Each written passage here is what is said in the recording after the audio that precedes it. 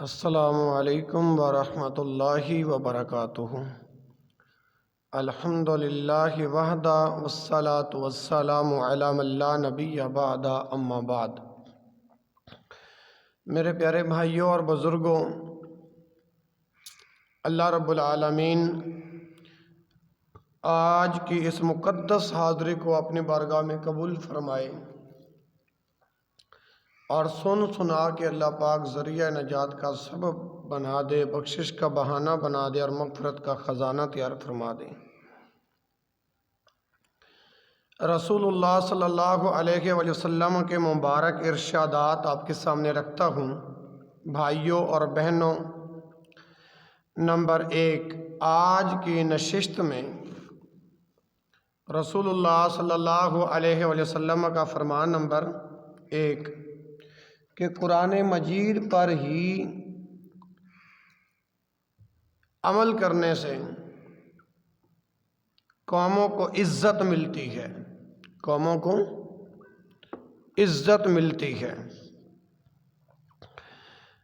ان عمر بن الخطاب رضی اللہ عنہ قال قال رسول اللہ صلی اللہ علیہ وسلم ان اللہ یرفع بہذا الکتاب اقواما ویضع بہ آخرین۔ صحیح مسلم کے اندر یہ حدیث موجود ہے، 1897 نمبر ہے۔ اس میں جو صیغہ جات ہیں وہ دو ہیں، ایک تو ہے یرفع اور دوسرا ہے یضع۔ یرفع یعنی رفع، یرفع سے واحد مذکر غائب فعل مضارع معلوم ہے، ثلاثی مجرد اور صحیح کے ابواب سے ہے، ثلاثی مجرد اور صحیح کے ابواب سے ہے۔ معنی ہے رفع بلند کرتا ہے، کیا کرتا ہے؟ بولو، بلند کرتا ہے۔ اسی طرح یضع وضع، یضع سے واحد مذکر غائب اور فعل مضارع معلوم ہے، واحد مذکر غائب فعل مضارع معلوم ہے، ثلاثی مجرد اور مثال واوی کے ابواب سے ہے، معنی ہے پست کرتا ہے۔ سیدنا عمر بن خطاب رضی اللہ تعالی عنہ کہتے ہیں کہ رسول اللہ صلی اللہ علیہ وآلہ وسلم نے ارشاد فرمایا ان اللہ یرفع بہذا الکتاب، یقیناً اللہ تعالیٰ اس کتاب پر عمل کرنے کی وجہ سے کئی قوموں کو بلندی عطا فرماتا ہے، اور اس پر عمل نہ کرنے کی وجہ سے کئی لوگوں کو، کسی دوسری قوموں کو پستی میں گرا دیتا ہے۔ تو میرے بھائیوں، قوموں کے لیے عزت، بلندی اور کامیابی کا ایک ہی راستہ ہے۔ کیا ہے بھائیوں؟ بولو، ایک ہی راستہ ہے، قرآن مجید اور اس کی تفسیر اور توضیح، یعنی حدیث و سنت کے مطابق زندگی بسر کریں، حدیث و سنت کے مطابق زندگی بسر کریں۔ قرآن و سنت کی اتباع کیے بغیر دنیا و آخرت میں حقیقی عزت و رفعت اور بلندی، فوز و فلاح ممکن ہی نہیں ہے۔ میرے محترم بھائیوں، جب انسان قرآن پر عمل کرتا ہے، قرآن و سنت پر عمل کیے بغیر نجات اور فلاح اور سعادت، فلاح و سعادت ممکن ہی نہیں۔ تو معلوم ہوا قرآن و سنت کا علم انتہائی اہم اور ضروری ہے، اس لیے کہ علم کے بغیر عمل درست نہیں، علم کے بغیر عمل درست نہیں۔ تو میرے محترم بھائیوں، سیدنا عمر بن خطاب رضی اللہ تعالی عنہ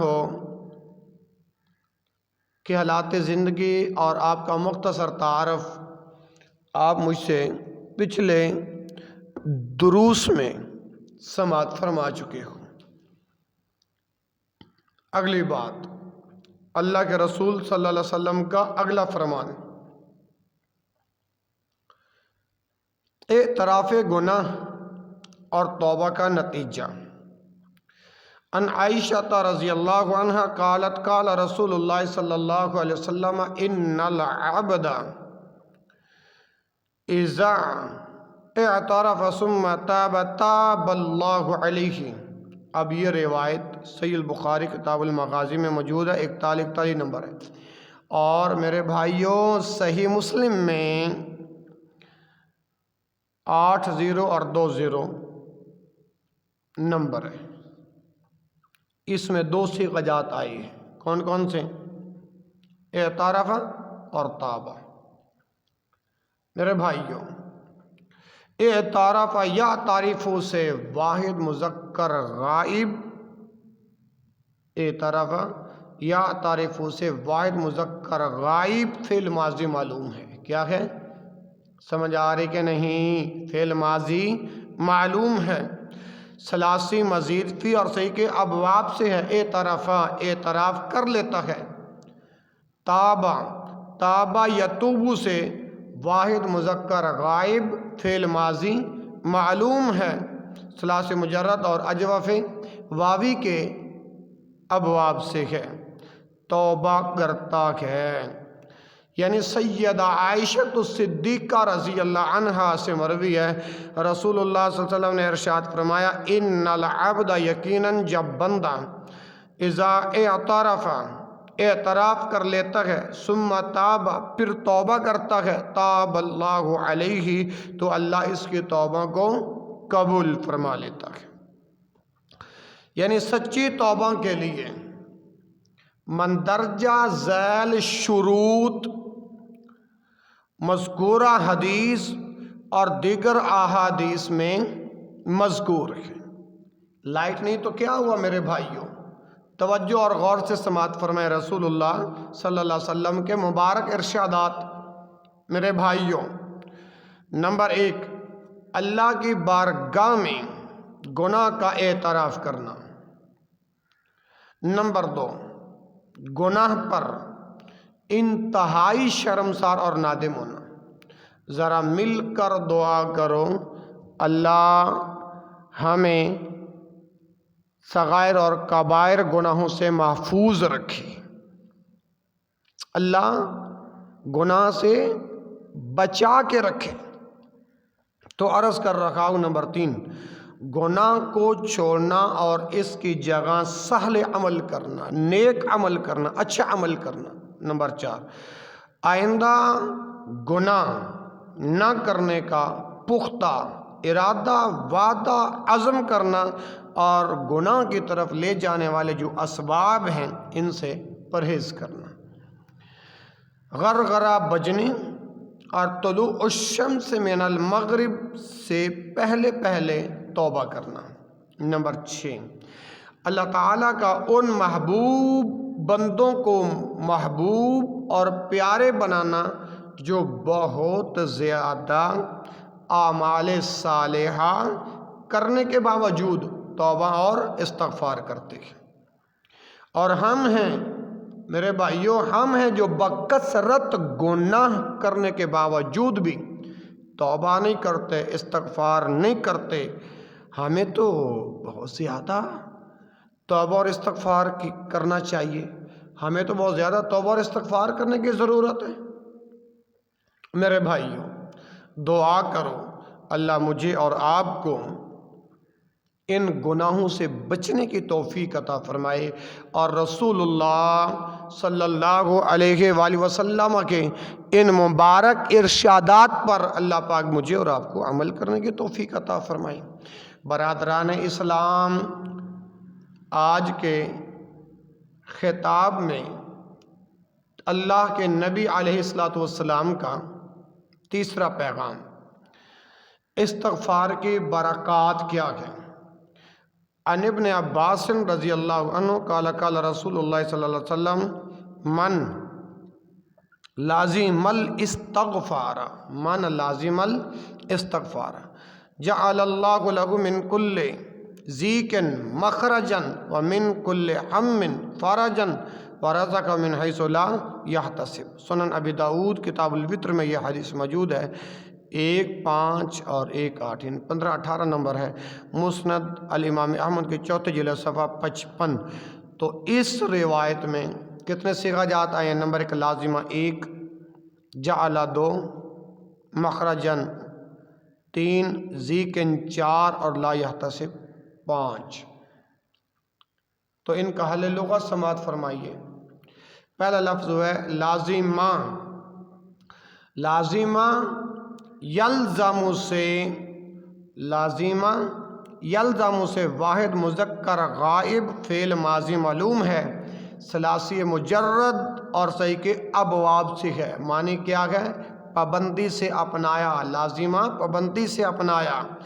دوسرا ہے الاستغفار، استغفار، استغفار یستغفر سے اس میں مصدر ہے، ثلاثی مزید فی اور صحیح کے ابواب سے ہے، اور معنی کیا ہے میرے بھائیو؟ بخشش مانگنا۔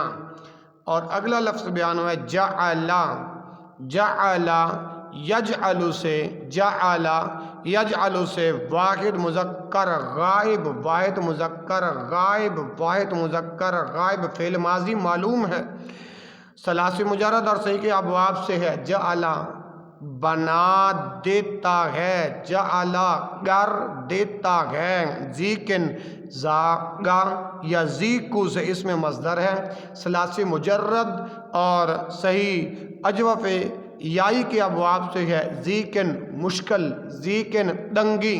اللہ اکبر۔ اگلا لفظ جو بیان ہوا ہے وہ ہے مخرجن، خارجہ یخرج سے اس میں ظرف ہے، خارجہ یخرج سے اس میں ظرف ہے۔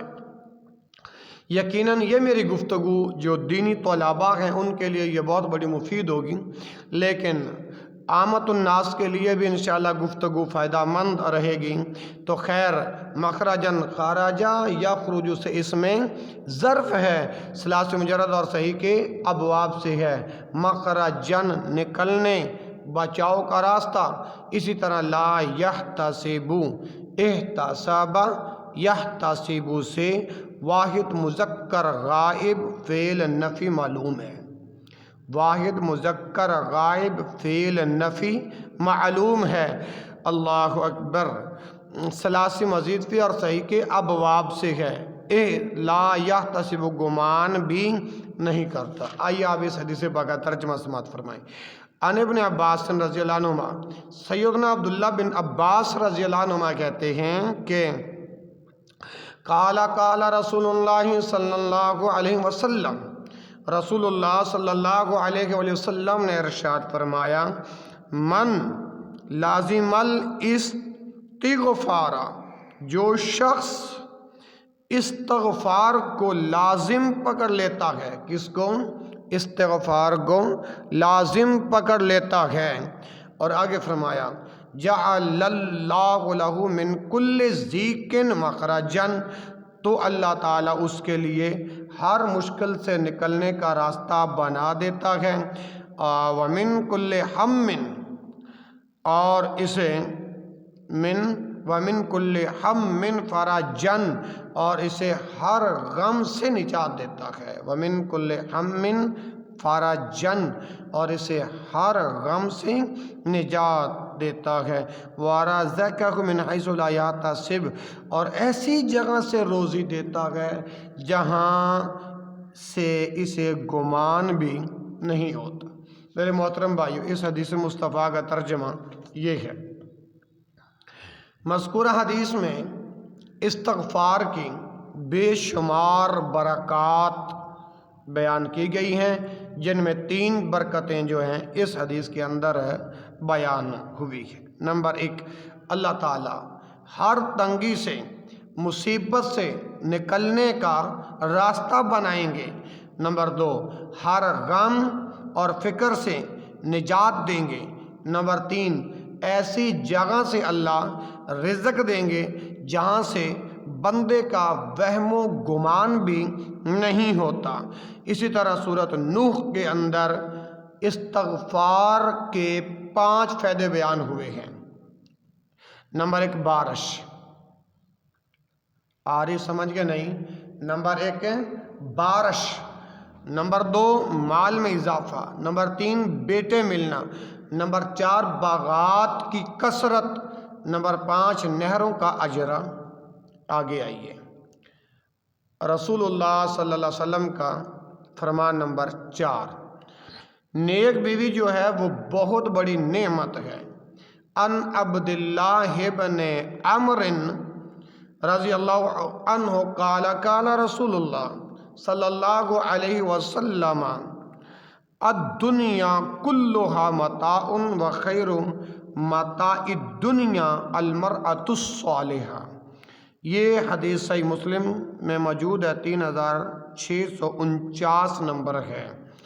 تو عبداللہ بن عمر رضی اللہ عنہ کہتے ہیں، ان عبداللہ بن عمر، ہاں عبداللہ بن عمر رضی اللہ عنہ کہتے ہیں، قال قال رسول اللہ صلی اللہ علیہ وسلم، کہ رسول اللہ صلی اللہ علیہ وسلم نے ارشاد فرمایا، الدنیا کلها متاع، دنیا ساری کی ساری جو ہے وہ عارضی ہے، دنیا ساری کی ساری جو ہے وہ عارضی ہے۔ الدنیا کلها متاع، دنیا ساری کی ساری عارضی سامان ہے۔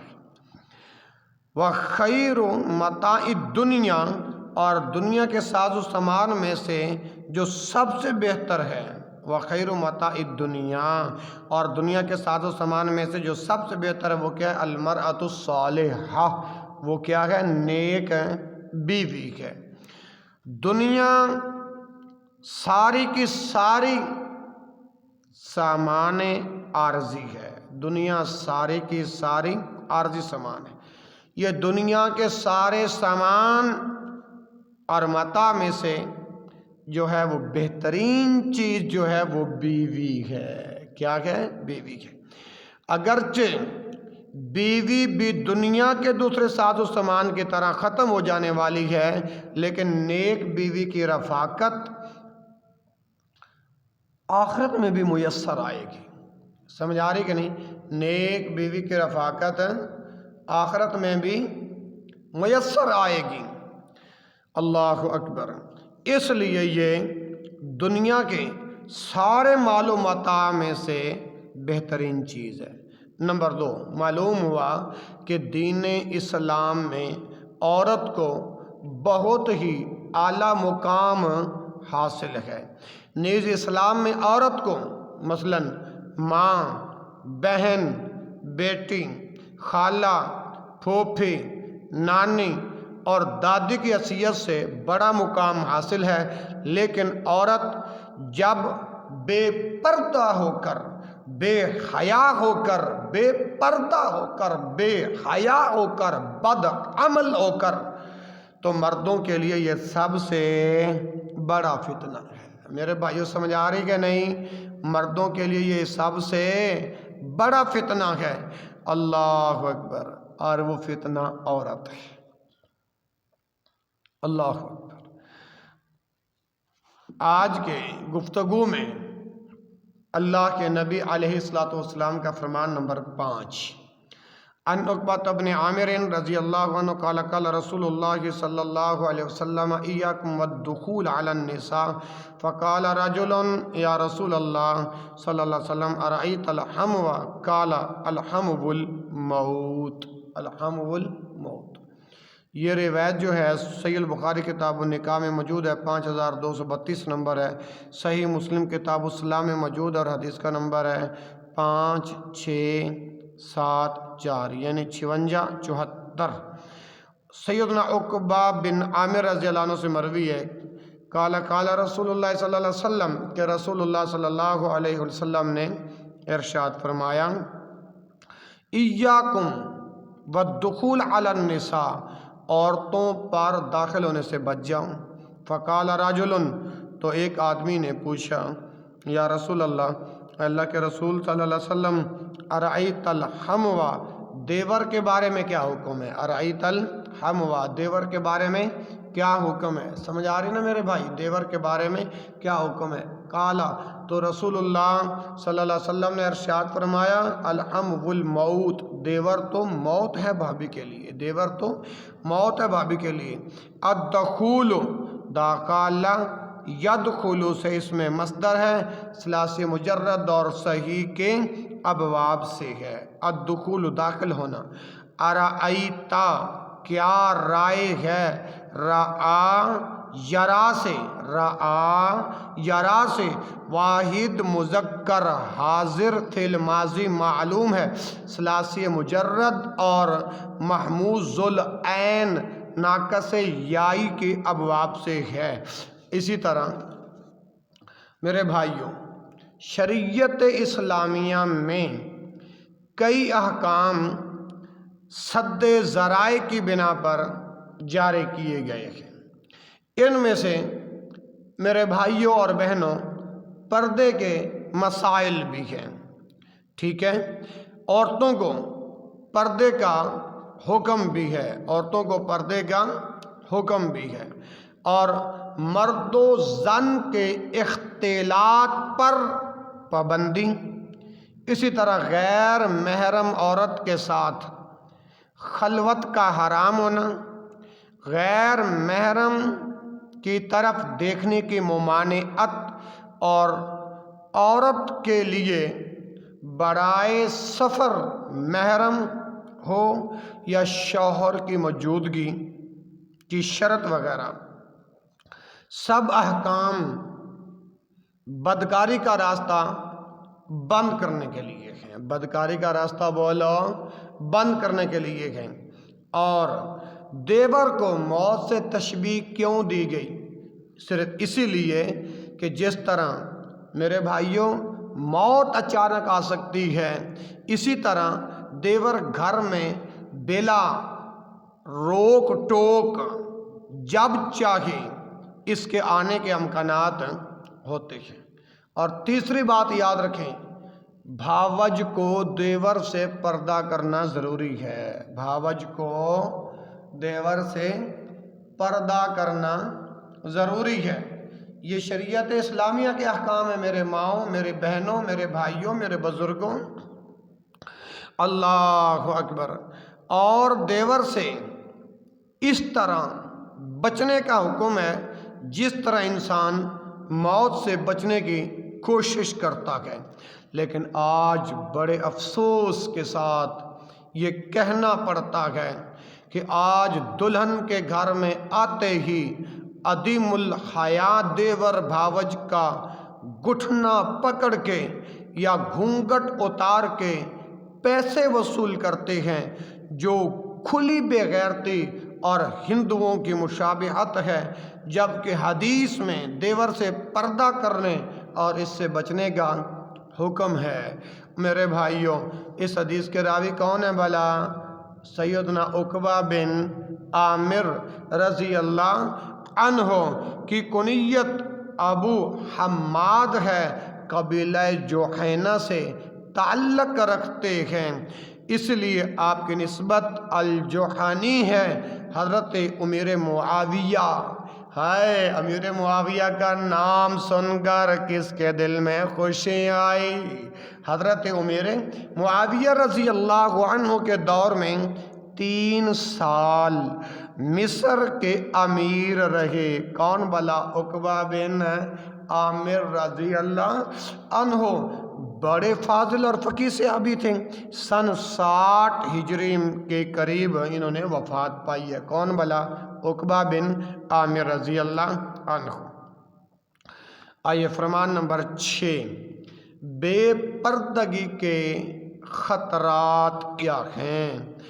ان عمر رضی اللہ عنہ عن النبی صلی اللہ علیہ وآلہ وسلم قال لا يخلون رجل بامرأة الا كان ثالثهم الشیطان۔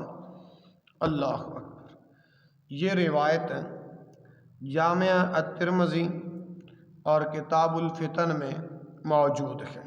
حدیث کا نمبر ہے 21 پینٹ لا یخلون، کون سا سیغہ ہے بھلا؟ آپ میں سے کوئی بتا سکتا ہے؟ اچھا چلیں سن لیں. لا یخلون، خلا یخلو سے واحد مذکر فعل نہیں غائب معلوم، با نون تاکید ثقیلہ ہے، با نون تاکید ثقیلہ ہے، ثلاثی مجرد اور ناقص واوی کے ابواب سے ہے. لا یخلون ہرگز تنہا نہیں ہوتا، ہرگز تنہا نہیں ہوتا. تو سیدنا عمر رضی اللہ عنہ نبی صلی اللہ علیہ وسلم سے بیان کرتے ہیں، آپ صلی اللہ علیہ وآلہ وسلم نے فرمایا جب کوئی مرد لا یخلون رجل بامرأۃ، جب کوئی مرد کسی عورت کے ساتھ، جب کوئی مرد کسی عورت کے ساتھ تنہائی میں ہوتا ہے تو الا کان ثالثہما الشیطان، تو لازماً ان دونوں کے ساتھ تیسرا شیطان ہوتا ہے، لازماً ان دونوں کے ساتھ تیسرا شیطان ہوتا ہے. میرے بھائیوں، دو مرد و زن غیر محرم جب خلوت اختیار کرتے ہیں تو شیطان ان کے ساتھ شامل ہو جاتا ہے. نمبر 2 میرے بھائیوں، اگر کسی غیر محرم سے گفتگو کرنی ہو تو تنہائی میں اس کے ساتھ کوئی محرم بھی ہونا لازمی ہے. سمجھ آ رہی کہ نہیں؟ غور سے ان گزارشات کو سماعت فرماتے جائیں. مرد و زن کتنے ہی نیک ہوں، مرد و زن کتنے ہی صالح ہوں، لیکن دو مرد و زن کی خلوت اور تنہائی ضرور بدکاری اور زنا کی طرف لے جانے والی چیز ہے. اور میرے بھائیوں، یہ ایک اٹل حقیقت ہے، یہ ایک اٹل حقیقت ہے.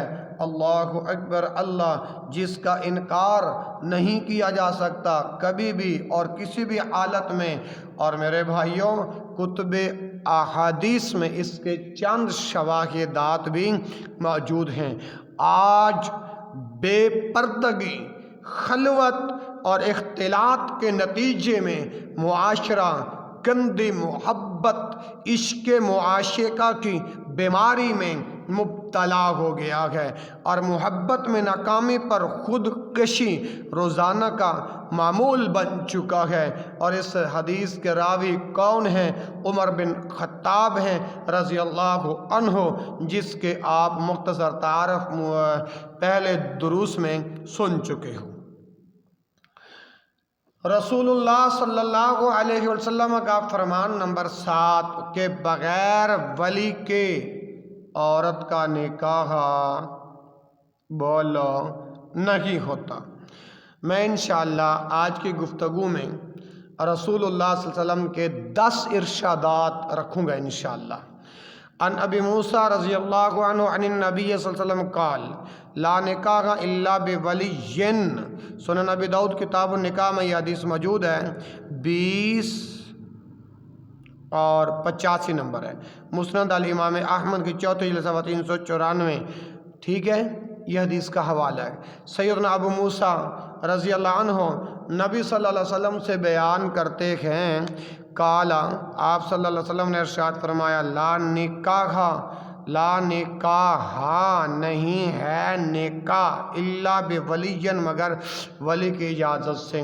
اب اس میں نکاح لفظ آیا ہے، نکاح نکاح نکاح ینکحو سے، اس میں مصدر ہے، ثلاثی مجرد اور صحیح کے ابواب سے ہے.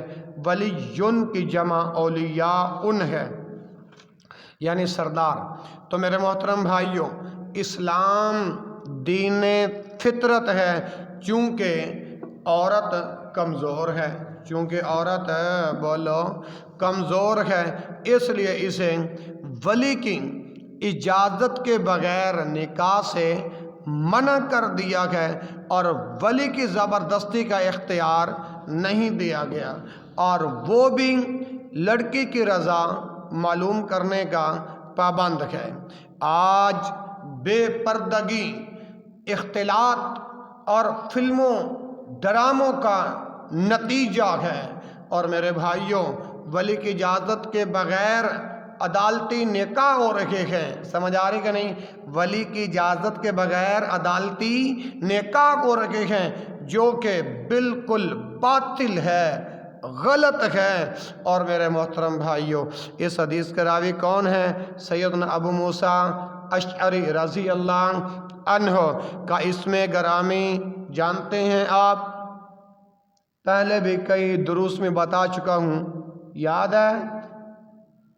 بولو نہیں تو پھر عبداللہ بن قیس، ابو موسیٰ اشعری رضی اللہ عنہ کا اسم گرامی کیا ہے؟ عبداللہ بن قیس رضی اللہ عنہ۔ بڑے خوش الحان قاری تھے، سبحان اللہ۔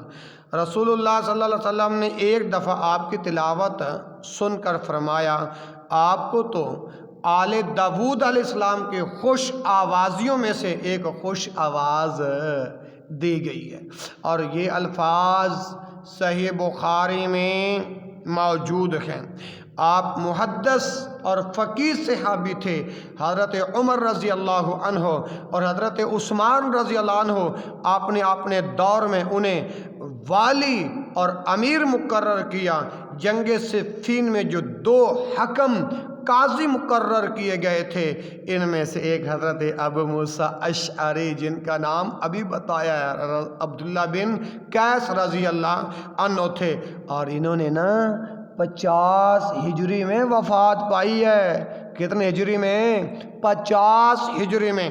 اور آگیا میرے محترم بھائیوں، رسول اللہ صلی اللہ علیہ وسلم کا ارشاد گرامی نمبر 8، بیوی کے ساتھ اچھا سلوک کرنے والا بہترین خاوند ہے۔ ان عائشہ رضی اللہ عنہا قالت قال رسول اللہ صلی اللہ علیہ وسلم خیرکم لأہلہ وأنا خیرکم لأہلہ۔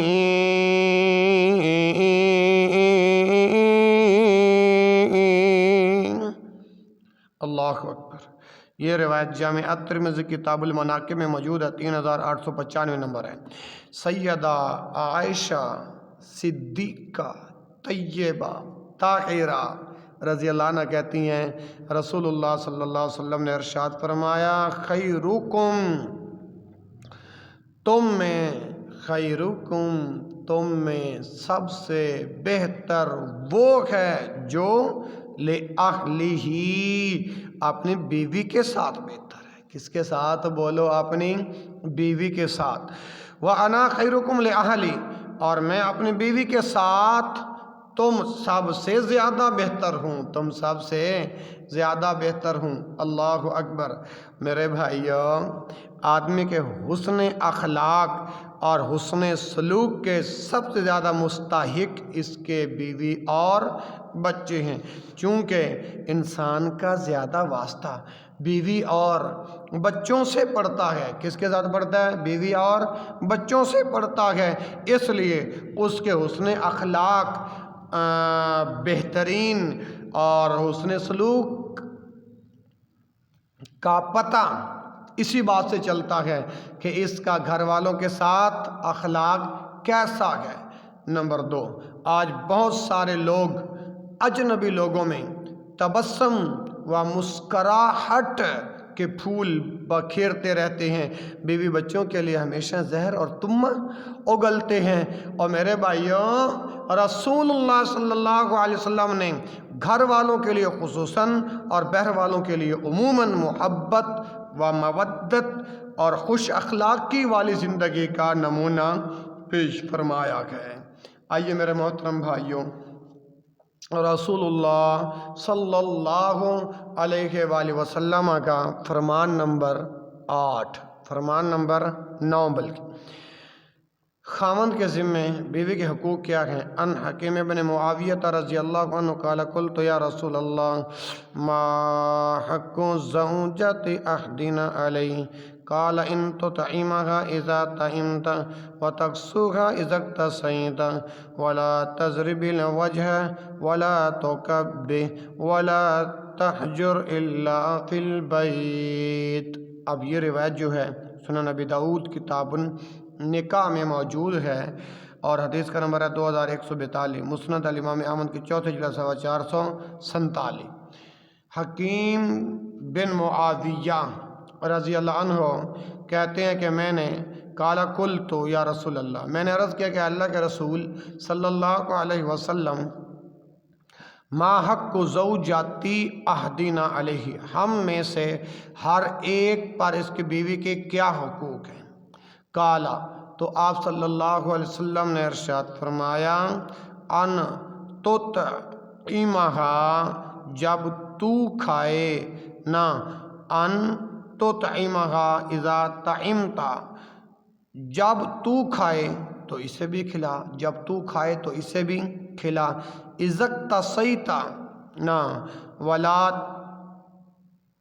ان تطعمہا اذا طعمتا، ان تطعمہا اذا طعمتا، جب تو کھائے تو اسے بھی کھلا، ہاں، وتکسوہا اذا اقتصیتا، جب تو پہنے تو اسے بھی پہنا، ولا تضرب الوجہ، لیکن ایک یہ بات ہے اس کے چہرے پر نہیں مارنا، ولا تضرب الوجہ، ولا تقبح، اور گالی بھی نہیں دینا، ولا تہجر الا فی البیت، اور نہ کنارہ کشی گر مگر گھر کے اندر کی۔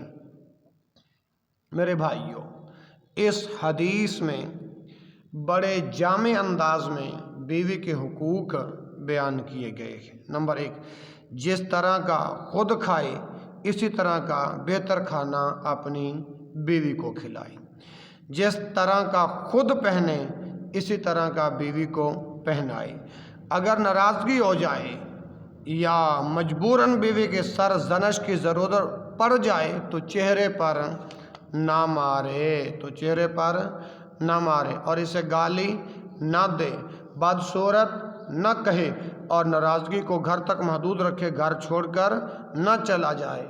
اور رسول اللہ صلی اللہ علیہ وسلم نے ایسا اخلاق پیش فرمایا کہ آپ نے پوری زندگی میں کبھی بھی بیوی، خادم اور سواری تک کو نہیں مارا، اگرچہ بوقت ضرورت مناسب ضرب کی اجازت ہے۔ راوی کون ہے؟ سیدنا حکیم بن معاویہ رضی اللہ عنہ کی نسبت کیا تھی؟ نمیری۔ آپ کے صحابی ہونے میں اختلاف ہے، اور صحیح بات جو ہے وہ کیا ہے؟ یہ تابعی ہیں۔ التقریب کتاب کا نام ہے، صفحہ ہے 1485، یعنی 1485 آپ اٹھائیں اور ملاحظہ فرما سکیں۔ اور آخری گزارش، بیوی کے ساتھ حسن اخلاق سے پیش آنا کمال ایمان کی نشانی ہے۔ ان عائشہ رضی اللہ عنہا قالت قال رسول اللہ صلی اللہ علیہ وسلم، ان من اکمل المؤمنین ایمانا احسنهم خلقا والطفهم باہلہ۔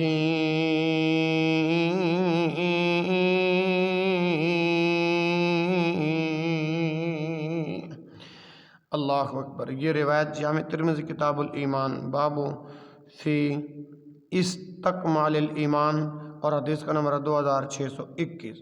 اس حدیث میں چند الفاظ بیان ہوئے ہیں۔ اکمل، گامولا یکملو سے واحد مذکر اس میں تفضیل ہے، ثلاثی مجرد اور صحیح کے ابواب سے ہے۔ معنی کیا ہے؟ کامل ترین، کامل ترین۔ احسن، حسنا یحسن سے واحد مذکر اس میں تفضیل ہے، ثلاثی مجرد اور صحیح کے ابواب سے ہے۔ آخری گزارشات ہیں، اور بہت اچھا سلوک کرنے والا۔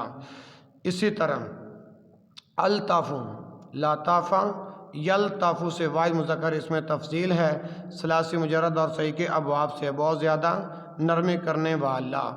تو سیدہ عائشہ رضی اللہ عنہا بیان کرتی ہیں کہ رسول اللہ صلی اللہ علیہ وسلم نے ارشاد فرمایا، یقیناً مومنوں میں سے کامل ترین ایمان والا وہ ہے جو ان میں سب سے زیادہ اخلاق میں اچھا ہے، اور ان میں اپنی بیوی کے ساتھ زیادہ مہربانی کرنے والا ہے۔ عام لوگوں کے ساتھ اخلاق میں اچھا ہونا اور بیوی کے ساتھ بہت نرم اور شفقت والا ہونا ایمان میں اکمل ہونے کی علامت ہے۔